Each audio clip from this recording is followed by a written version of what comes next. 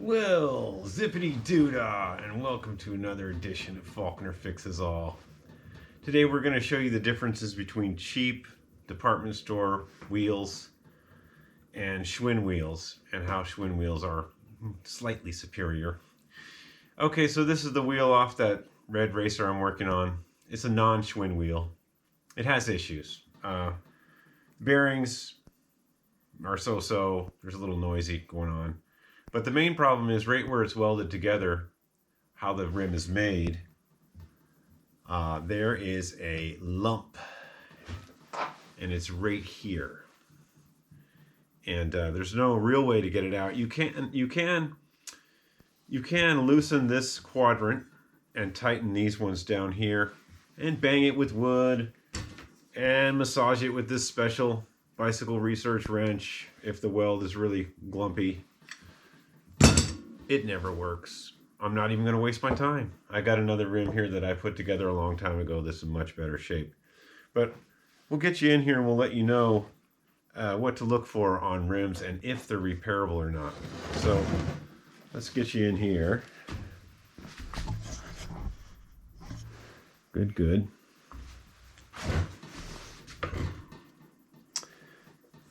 So what we're looking at here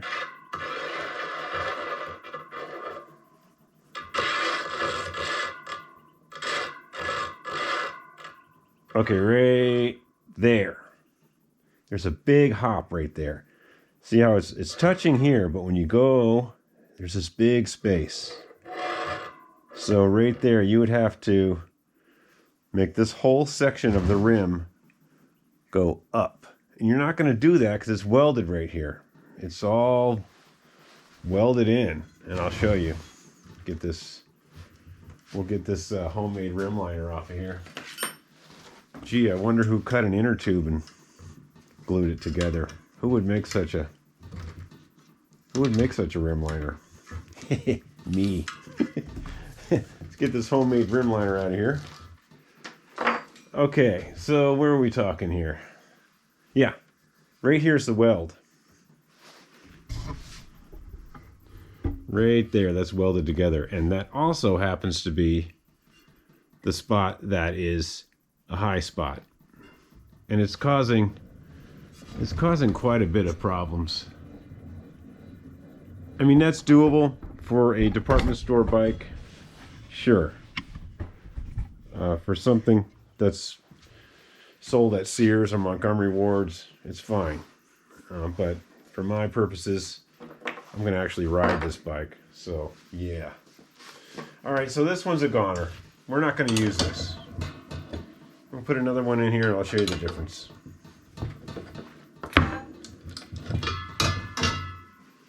Well, it's not a goner, I'll do something with it, but it's probably going to be restrung just for some other purpose. The hub's still pretty good. Okay, so this is a Schwinn rim. And it's welded together near the valve stem hole. And it's not bad. I mean, that's typical Schwinn. They were pretty good about quality. I think this was electroforged welded, and they would probably hold it in a jig and zap it with their electro welder, and then spin it and make sure it was good. Now there's a little bit here, and we'll put it in here so you can see. And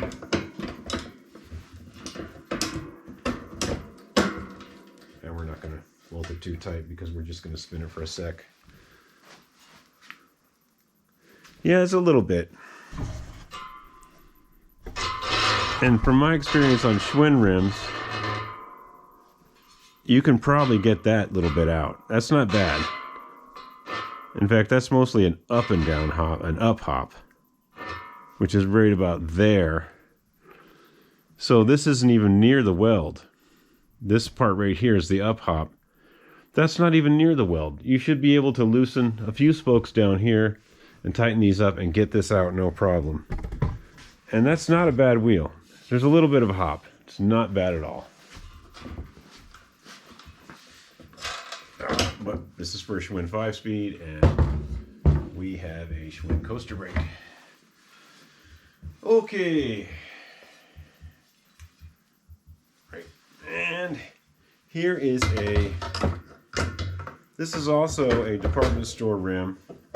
It's a Femco rim, probably from a Montgomery Ward bike or a Ward's or maybe a Sears.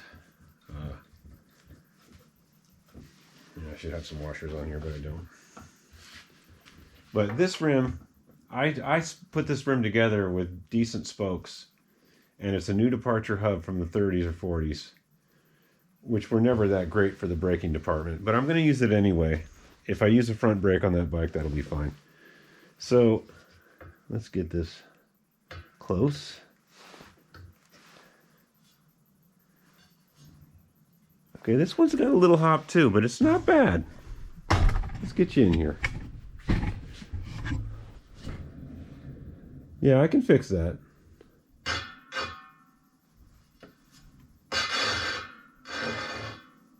Right there is the up hop.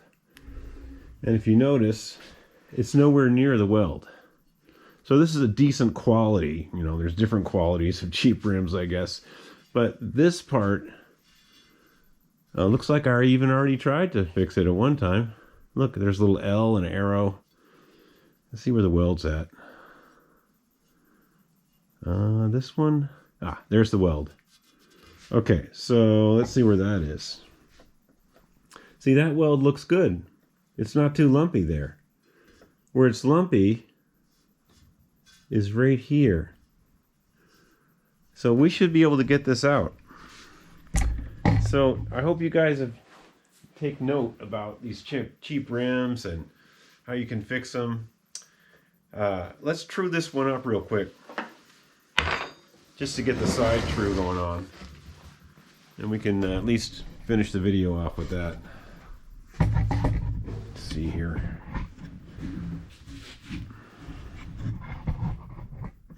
Okay. So we're not worried about up and down hop. I'm okay with that. I think we can just deal.